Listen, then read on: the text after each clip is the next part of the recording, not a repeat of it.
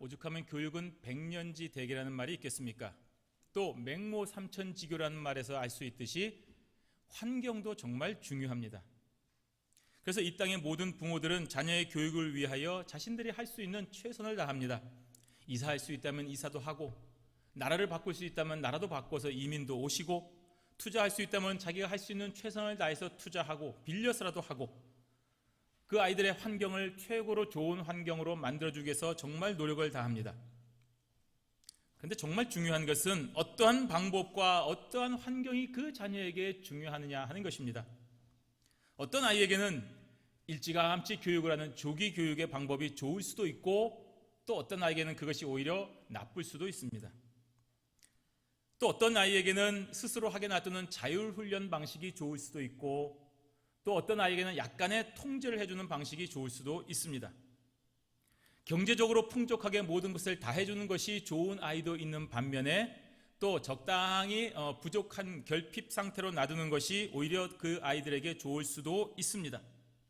그렇다고 해서 모든 사람이 또 가난한 것이 좋겠습니까? 오히려 그런 가난으로 인하여 엇나가거나 좌절할 수도 있는 것 아니겠습니까? 또 주입식 교육 방식이 좋을 수도 있고, 토론식 방식이 좋을 수도 있습니다. 그래서 어떤 교육 방식이 좋은가 하는 것이 우리에게 늘 관심사입니다. 그래서 때로는 저 사람이 저렇게 교육하니까 하버드 같더라. 그래서 하버드 교육 방법이라는 책도 나오고, 또 다니엘 학습법, 다니엘처럼 공부하고 기도하면 다 잘 될 수 있다더라 하는 다니엘 학습법이라는 책도 실제로 나왔습니다. 자, 그러면 그런 책들, 그런 방법들이 보면 다 내 아이에게 제대로 적용이 될 수 있을까요? 아닐 것입니다. 모든 자녀들은 성품이 다르고 방법이 다르고 그 기질들이 다르기 때문입니다. 받은 달란트가 다릅니다.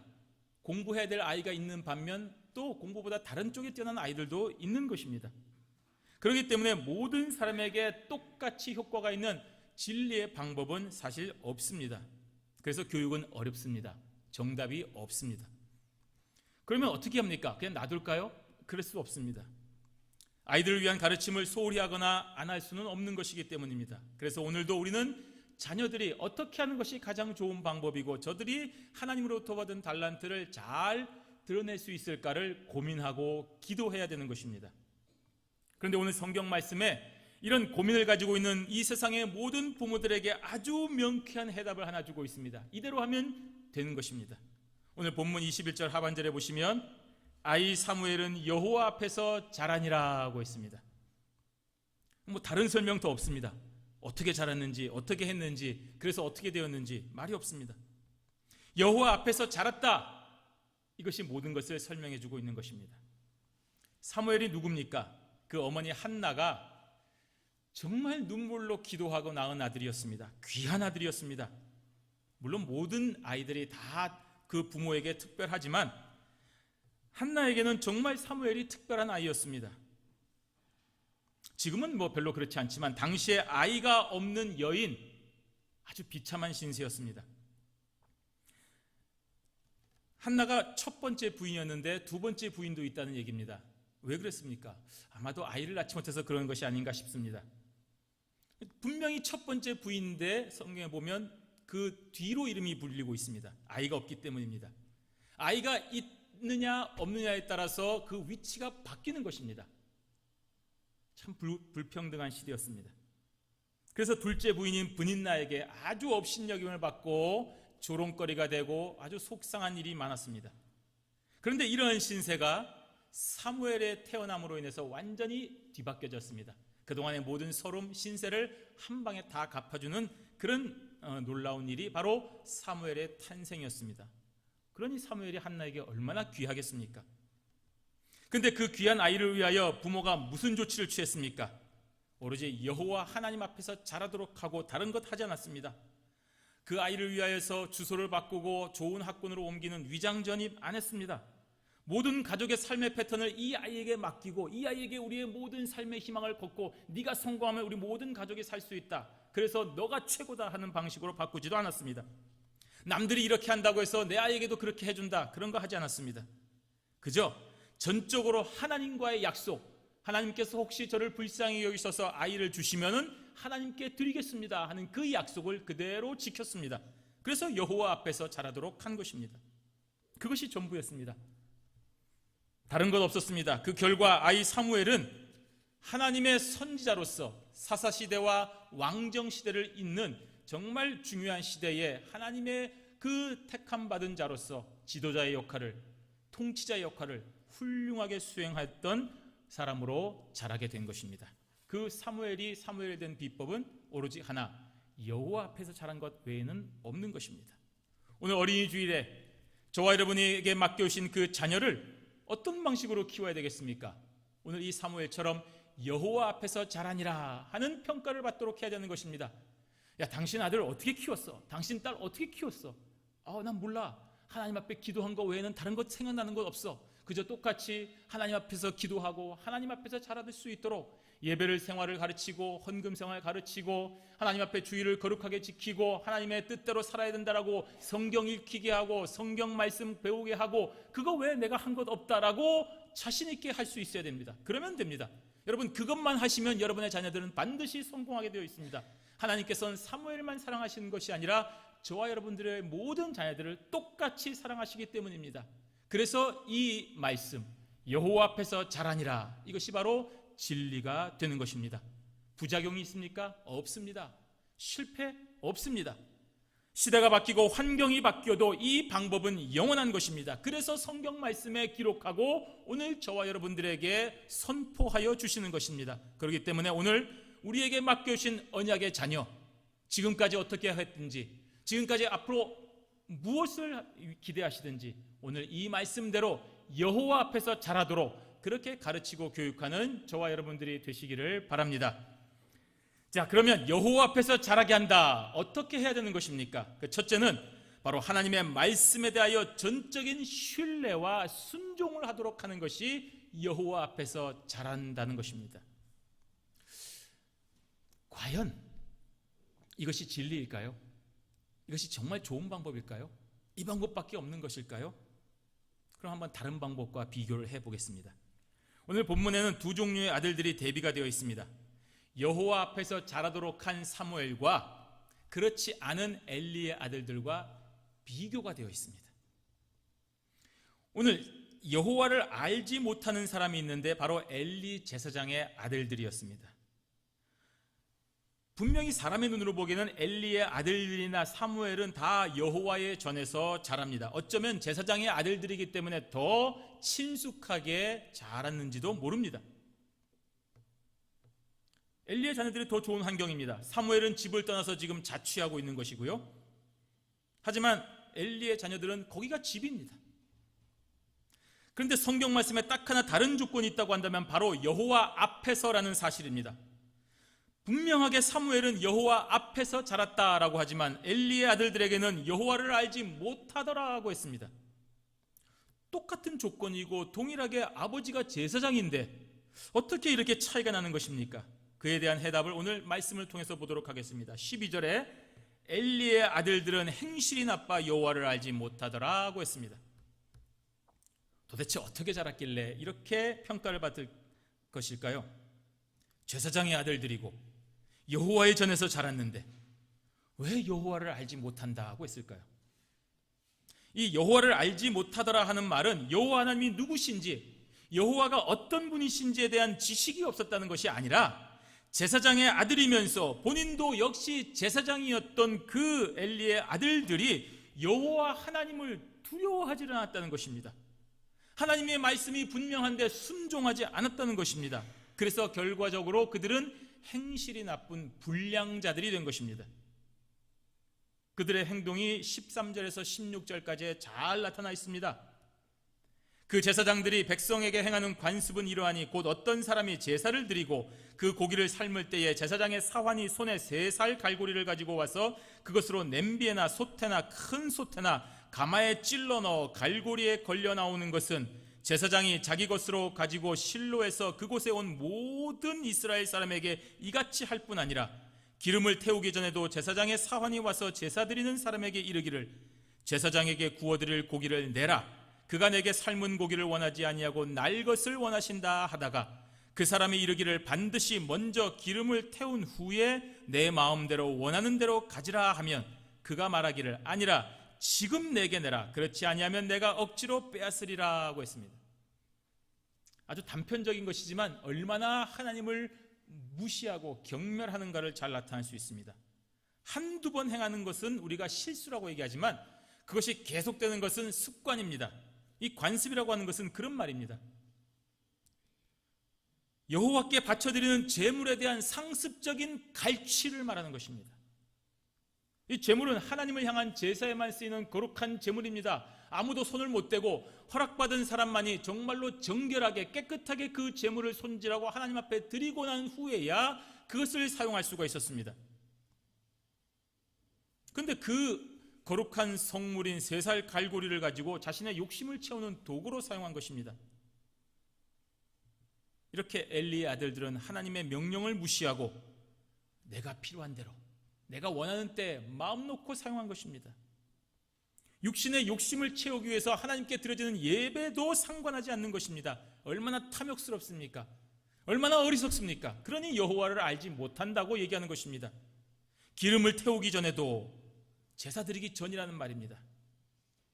예배하기 전에 하나님께 제물이 드려지기도 전에 바쳐질 거룩한 제물을 자기가 먼저 가로채는 것입니다. 태우면 맛없으니까 내가 먼저 생고기를 가져다가 내 식대로 내가 해먹겠다. 그래서 미리 땡겨 쓰는 것입니다. 이것은 하나님께서 제정하신 제사 제도 자체를 허물어뜨리는 엄청난 죄가 되는 것입니다. 오죽하면 그 사람이 그래 가지긴 가지되 먼저 기름을 좀 태우고 나서 네 마음대로 가져가라고 했습니다.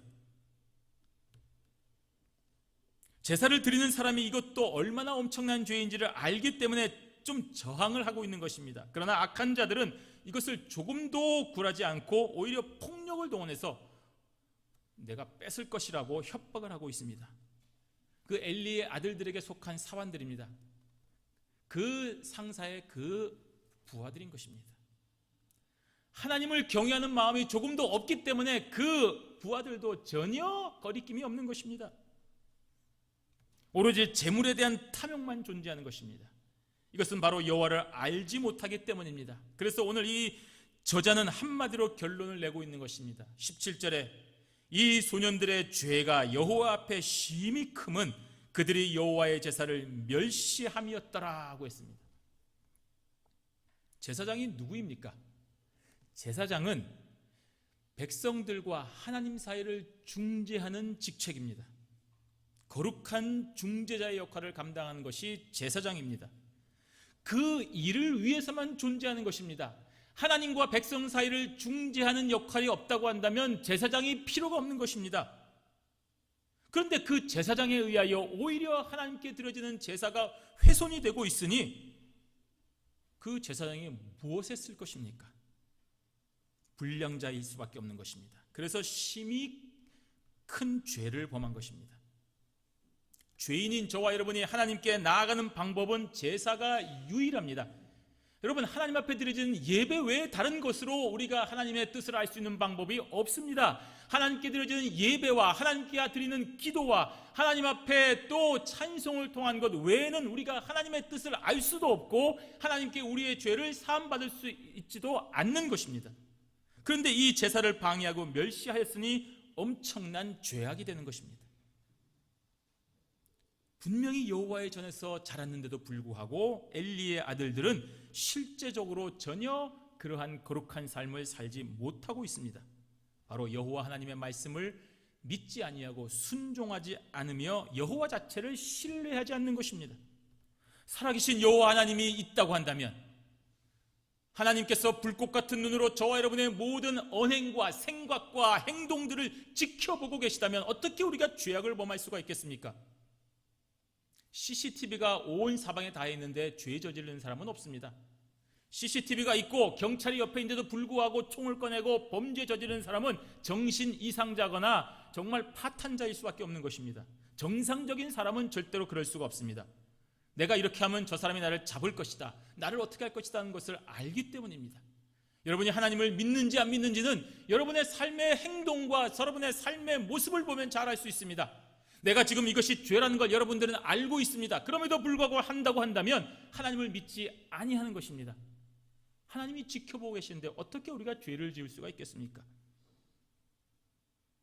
따라서 저와 여러분들이 하나님을 신뢰하고 하나님의 말씀에 순종하고 그것을 자녀들에게 가르쳐야 됩니다. 그것이 여호와 앞에서 자라도록 하는 하나님의 교육 방법이 되는 것입니다. 두 번째로 여호와 앞에서 자라니라 하는 이 말씀은 하나님과 동행하는 삶의 모습을 말하는 것입니다. 이렇게 여호와를 신뢰하지 않으며 그 말씀에 불순종하는 엘리의 아들들과 대비되는 사람으로 저자는 사무엘을 소개하고 있습니다. 사무엘은 하나님의 사람이 어떻게 살아야 되는지를 잘 보여주고 있습니다. 18절에 보시면 사무엘은 어렸을 때에 세마포 에봇을 입고 여호와 앞에서 섬겼더라 하고 있습니다. 엘리의 아들들은 하나님의 말씀을 무시하고 마음대로 자기가 먹고 싶은 거 먹고 하고 싶은 대로 하는 삶을 살고 있지만, 그러나 사무엘은 어렸을 때부터 여호와 앞에서 섬기는 삶을 살았다라고 기록을 하고 있는 것입니다. 세마포 에봇이라고 하는 것은 일반 제사장들이 입는 겉옷을 말합니다. 사무엘은 다른 아이들처럼 집에서 살았던 것이 아니라 어려서부터 하나님의 전에서 생활하였다는 것을 알려주고 있는 것입니다. 어린이날에 무슨 날에 날마다 우리 아이들에게 게임기 사주고 무슨 사주는 것이 아니라 그 아이들에게 성경 말씀을 사주고 성경 말씀으로 어떻게 하며 하나님 앞에 찬송을 어떻게 하는 것인가를 보여주는 그러한 모습을 보여줬다는 것입니다. 19절 말씀에 그의 어머니가 매년 드리는 제사를 드리러 그의 남편과 함께 올라갈 때마다 작은 겉옷을 지어다가 그에게 주었더니 라고 했습니다. 한나가 매년 제사를 드리기 위해서 성전에 올 때마다 아들 사무엘을 만날 수가 있는 것입니다. 여러분이 군대 가 있는 아들 혹은 해외에 가 있는 아들이 오랜만에 올 때 따뜻한 밥 한 끼 지어주고 얼마나 정성껏 선물을 준비하겠습니까? 이 한나가 아이를 1년에 한 번 혹은 2번 만날 때 얼마나 해줄 게 많겠습니까? 그런데 작은 겉옷을 지어다 주었습니다. 이 작은 겉옷은 일반적인 옷이 아니라 제사장의 직분을 가지고 있는 사람들에게 주어진 특수한 옷을 말하는 것입니다. 자신의 아들 사무엘을 위하여 이 작은 겉옷을 지은 이유는 아들 사무엘을 향한 사랑과 관심이기도 하지만 자신의 아들이기 이전에 너는 하나님의 성소에서 봉사하는 하나님의 사람이라는 것을 잊지 않도록 하기 위하여 이것을 주는 것입니다. 혹시라도 아이가 이제 그만 나 엄마랑 집에 가서 살래, 나 이게 더 못하겠어 할까봐 너는 이 옷을 입고 하나님 앞에서 최선을 다해서 이 옷에 걸맞는 사람으로서의 모습을 보여줘야 된다고 하는 말없는 교훈이 되는 것입니다. 너는 내 아들이기 전에 하나님의 아들이다. 너는 내 욕심을 채우기 전에 하나님의 달란트를 채우는 주의 백성이라는 것을 알고 있기에 매년마다 작은 겉옷을 지어서 아이에게 전달해 주는 것입니다. 이러한 한나의 마음을 한번 생각해 보십시오. 얼마나 애틋하겠습니까? 다른 사람처럼 좀 집에 데려다가 맛있는 거 해 먹이고 정말 이렇게 같이 오손도손 얘기도 하고 얼마나 육신의 정을 누리며 살고 싶겠습니까? 그럼에도 불구하고 여호와 앞에서 자라도록 한 것이 한나의 삶의 방식이었습니다. 그런 모습을 옆에서 지켜보던 엘리 제사장은 엘가나와 한나 부부에게 축복 기도를 해준 것입니다. 그것이 20절 말씀입니다. 하나밖에 없는 후사인 사무엘을 하나님 앞에 완전히 드렸기 때문에 저 부부를 위하여 하나님께서 복을 더해달라고 기도한 것입니다. 그 결과 하나님께서는 이들 부부에게 3 아들과 2 딸을 더 허락해 주신 것입니다. 21절에 여호와께서 한나를 돌보시사 그로 하여금 임신하여 3 아들과 2 딸을 낳게 하셨고 아이 사무엘은 여호와 앞에서 자라니라고 했습니다. 여호와께서 한나를 돌봐주신 것입니다. 그 결과 3 아들과 2 딸을 주셨습니다. 하나님께 드려진 사무엘 외에 한나 가문의 대를 이을 자녀를 주신 것입니다. 하나님께서 돌봐주신 것입니다. 엘가나와 한나 부부는 가장 먼저 사무엘을 하나님 앞에 드리면서 자신의 삶과 아이의 삶을 하나님께 충성하였습니다. 그렇게 하자 하나님께서 다른 모든 것도 더하여 주신 것입니다. 하나님의 약속이 있기 때문입니다. 하나님의 축복입니다. 하나님을 신뢰하고 하나님의 방식대로 여호와 앞에서 자라도록 한 이 부부에게 하나님께서 돌봐주셨기 때문에 이런 놀라운 은혜가 있는 것입니다. 하나님의 말씀을 생명처럼 순종하였기 때문에 이런 일이 일어나는 것입니다. 그 결과로 드려진 아들 사무엘은 하나님과 동행하는 자가 되었습니다. 그리고 엘가나와 한나는 더한 축복을 받았습니다. 이것이 하나님의 방식입니다. 이것이 하나님의 은혜입니다. 이것이 저와 여러분의 삶의 방식이어야 되는 것입니다. 사무엘은 여호와 앞에서 자라니라, 여호와와 함께 자랐다는 것입니다. 여호와께서 사무엘과 동행하여 주심으로 인하여 그 인자하심과 풍성하심을 사무엘이 맛보아 체험한 것입니다. 그래서 하나님의 사람이 된 것입니다. 신실한 선제 역할을 끝까지 감당한 것입니다. 역사의 전환점에서 모든 백성이 왕을 요구하는 이 변혁기에 사무엘은 하나님의 사람으로서 그 맡겨진 일들을 충실하게 기쁨으로 잘 사용할 수가 있었습니다. 하나님께서 사무엘과 동행하여 주신 것입니다. 좋은 학군에 자랑하지 않았습니다. 좋은 학벌이나 좋은 인맥이나 수많은 재력으로 인하여 지도자가 된 것이 아닙니다. 아무런 배경도 없고 오로지 여호와 앞에서 자란 것 외에는 아무것도 가진 것이 없습니다. 그럼에도 불구하고 하나님께서 동행하여 주셨기 때문에 사무엘은 역사와 민족 앞에 지도자로 쓰임을 받은 것입니다. 이것 외에 다른 것이 없습니다. 그러므로 여러분, 저와 여러분의 그 사랑하는 언약의 자녀들을 어떻게 키워야 되겠습니까? 오늘 이 기록된 말씀대로 여호와 앞에서 자라도록 해야 되는 것입니다. 여호와 하나님의 말씀을 신뢰하도록 가르쳐야 되는 것입니다. 아니, 그 전에 먼저 저와 여러분이 여호와의 말씀을 신뢰하는 모습으로 살아가는 자가 되어야 되는 것입니다. 나는 비록 이렇게 살지만 너는 잘해라. 절대로 그런 방식은 성공할 수가 없습니다. 나는 이렇게 고생하였으니까 너는 잘해라. 안 되는 것입니다. 아무리 힘들고 아무리 어려워도 우리 엄마 아빠는 정말로 하나님 앞에서 충성되게 살고 있구나. 정말로 유혹과 핍박이 많지만 끝까지 정결한 모습으로 교회를 위하여, 하나님의 나라를 위하여 말씀을 입에 살고 달며 열심히 충성하며 살고 있구나 하는 것을 눈으로 보고 배울 때 비로소 그 아이들이 여호와 앞에서 자랄 수가 있는 것입니다. 이것이 해답입니다. 이것 외에 다른 방법 없습니다. 그러므로 여러분, 조금도 의심하지 마십시오. 사무엘이 특별한 사람이거나 사무엘이 아주 환경이 좋아서가 아니라 사무엘이 여호와 하나님께서 동행하여 주셨기 때문에 지도자가 된 것입니다.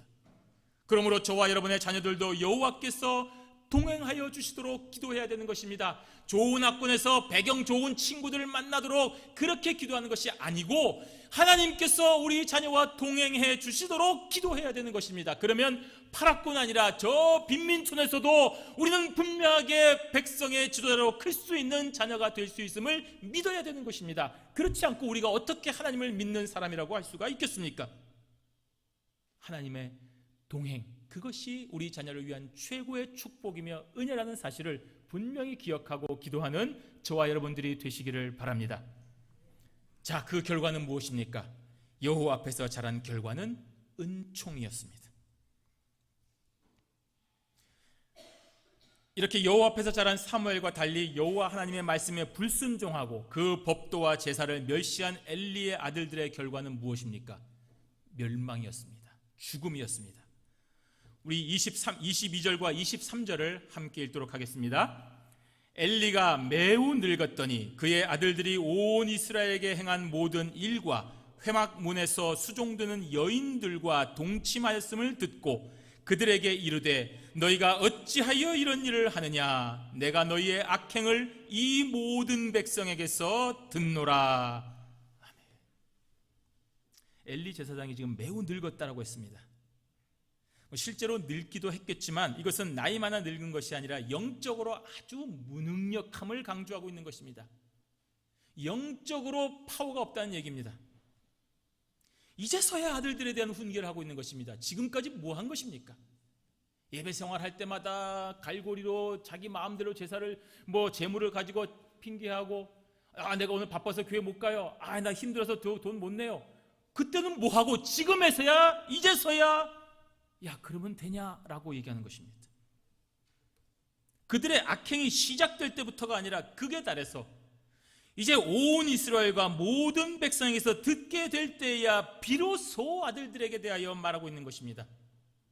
원래 자기 아들이나 자기 가족들의 그런 죄는 부모가 가장 나중 듣게 되어 있습니다.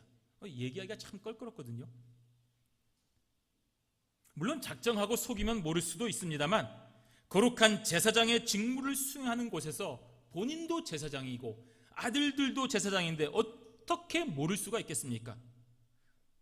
만약에 정말 몰랐다고 한다면 그만큼 엘리 제사장은 영적으로 파워가 없는 것입니다. 하나님을 제대로 믿지 못하기 때문에 내 아들이 지금 어떻게 예배를 사회하는지, 어떻게 제사장의 직무를 수행하는지 한눈에만 봐도 알 수가 있지 않습니까? 야, 오늘 제가 뭔가 좀 기분이 이상한 것 같다, 무슨 일이 있을까? 부모는 다 알 수 있습니다. 그것이 바로 하나님께서 부모에게 주신 영적인 권위입니다. 그런데 영적으로 문제가 생긴 것을 모른다고 한다면 그 부모도 영적으로 최악의 상태라는 것을 나타내고 있는 것입니다. 심지어 엘리의 아들들은 회막문에서 수종드는 여인들과 동침하였다라고 했습니다. 정말 입에 담기도 힘든 죄악입니다. 제사장은 하나님 앞에 제사를 드리기 전에 먼저 자신의 몸을 정결하게 해야 되는 것입니다.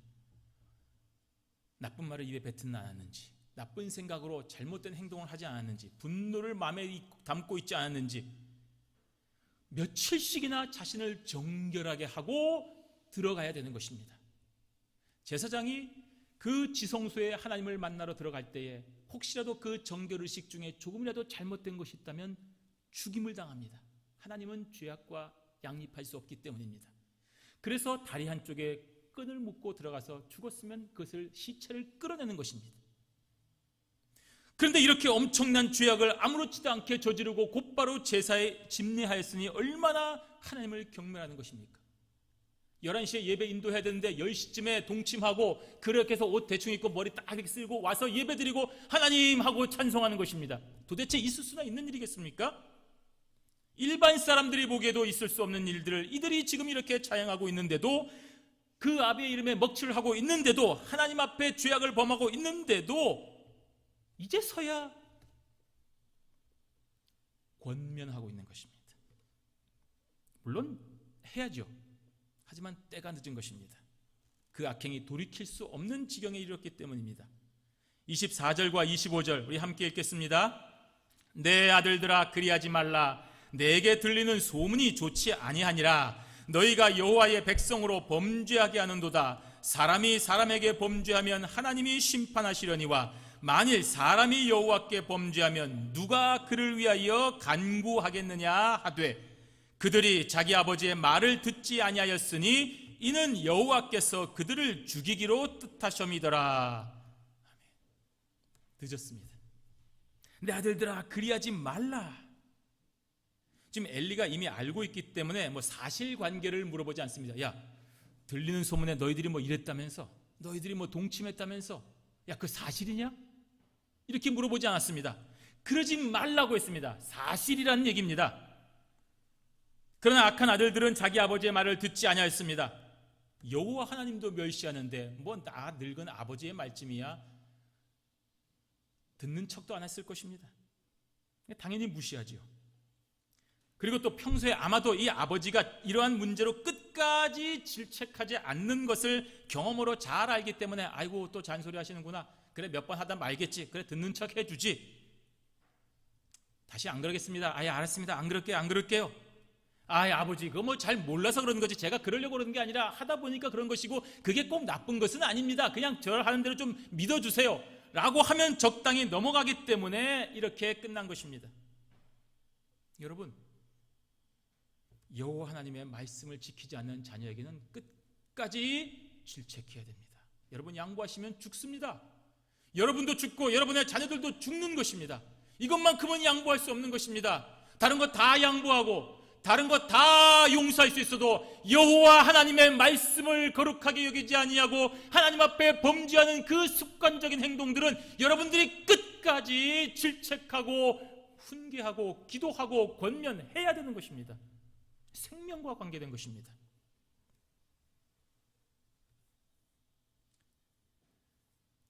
신명기 21장 18절에서 21절에 이렇게 나와 있습니다.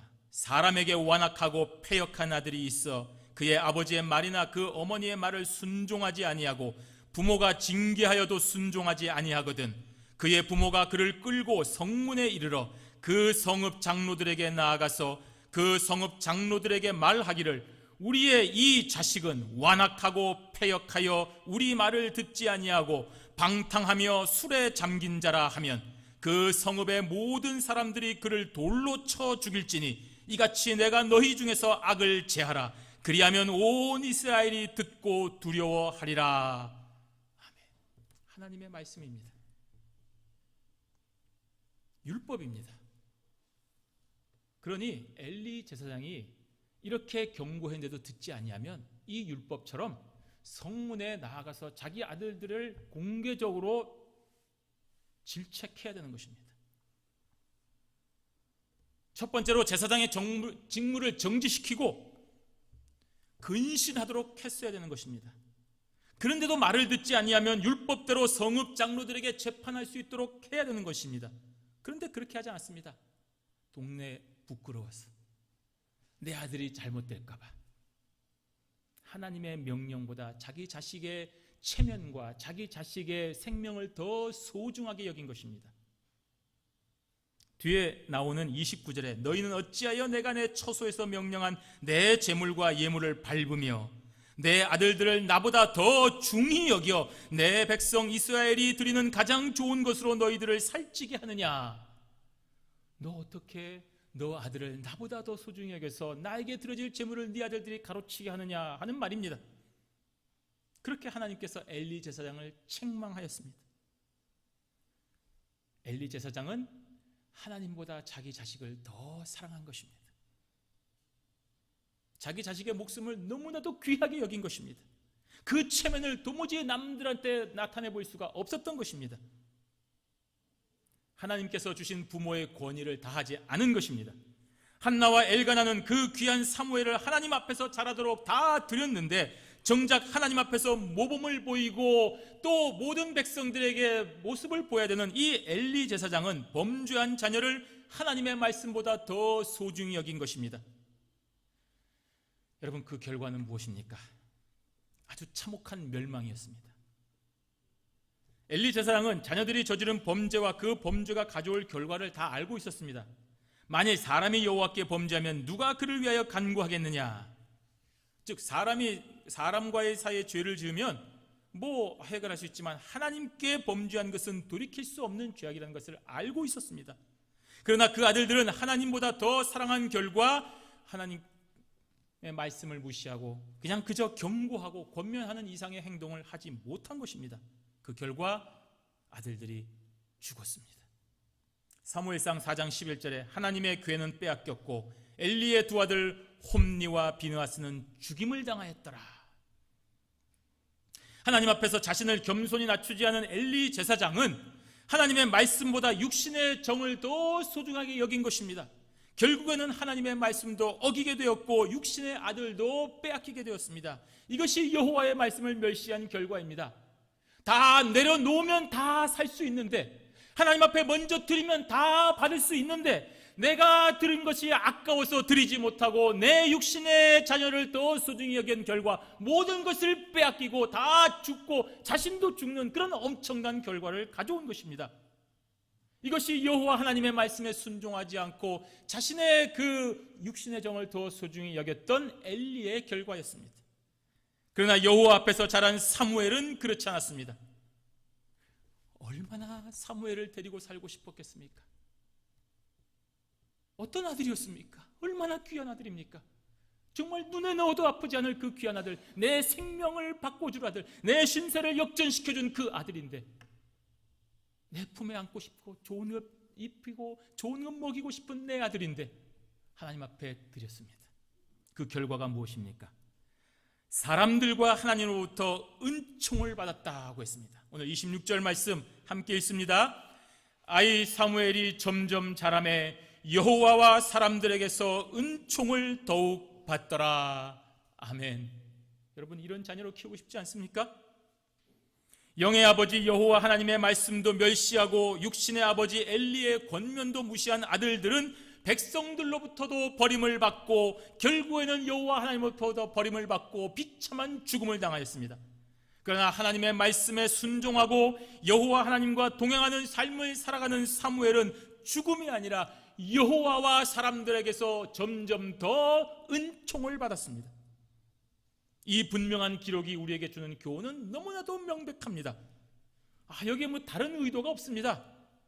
우리에게 허락하신 하나님의 언약의 자녀들을 오직 하나님의 말씀대로 양육해야 하는 것을 말해주고 있는 것입니다. 세상의 방법이 아니라 하나님의 방법으로 교육시키라는 말입니다. 세속적인 가치가 소중하다고 말하지 말고 하나님의 가치를 최우선적으로 가르치라는 말입니다. 어떻게 하면 돈 벌 수 있고, 어떻게 하면 좋은 대학 갈 수 있고, 어떻게 학원 다니면 무언가를 끌어들일 수 있고, 어떻게 사람을 사귀면 그 사람들로부터 최대한 많은 것을 얻어낼 수 있고, 어디 가면 장사 잘할 수 있고, 어디 가면 잘 권력의 줄에 물타서 권력 높은 곳에 올라갈 수 있다는 그런 거 가르쳐주지 말고, 너 지금 이 순간 가장 먼저 하나님 앞에 기도하고 하나님의 말씀을 붙잡고 세상의 모든 그 방법을 다 내려놓고 먼저 하나님의 나라와 그의 의를 구하라, 이것이 너에게 살 길이다라고 가르치는 그 방법이 소중하다는 것을 오늘 말해주고 있는 것입니다. 그러면 사람들과 하나님으로부터 은총을 받는다고 했습니다. 이게 성공 아닙니까, 여러분? 이것이 우리의 자녀를 향한 가장 최고의 교육 방법이 아니겠습니까? 아무리 귀한 자녀라고 하더라도 하나님의 말씀을 믿고 그분의 법대로 양육하면 은총의 자녀가 됩니다. 하지만 반대로 그래, 내가 너를 어떻게 키웠는데, 그래 알았어, 이번만은 내가 좀 봐줄게, 그래 이번만은 내가 그냥 너를 좀 믿어줄게. 여러분, 그것이 무너지는 것입니다. 도무지 안 될 것 같지만 여러분, 내려놓으셔야 됩니다. 자녀 때문에 미국에 오셨습니까? 잘하셨습니다. 그러나 내려놓으십시오. 하나님의 방법대로 키워야 됩니다. 하나님이 우리의 자녀를 돌봐주셔야 됩니다. 하나님이 함께 해주셔야 됩니다. 이 세상 권력자가 아니라 하나님이 함께 해주셔야만 여호와 앞에서 자랄 수가 있는 것입니다. 그렇게 키워야 됩니다. 그렇게 기도해야 됩니다. 그러면 여호와 하나님께서 은총을 더하여 주시는 것입니다. 오늘 이 어린이 주일에 우리에게 맡겨주신 이 귀한 언약의 자녀들, 하나님의 말씀과 법도대로 최선을 다해서 양육하고 사랑함으로써 하나님과 사람들 앞에 은총을 더욱 더 받는 주의 자녀들로 키우는 저와 여러분들이 되시기를 주님의 이름으로 축원합니다. 아멘. 기도하겠습니다.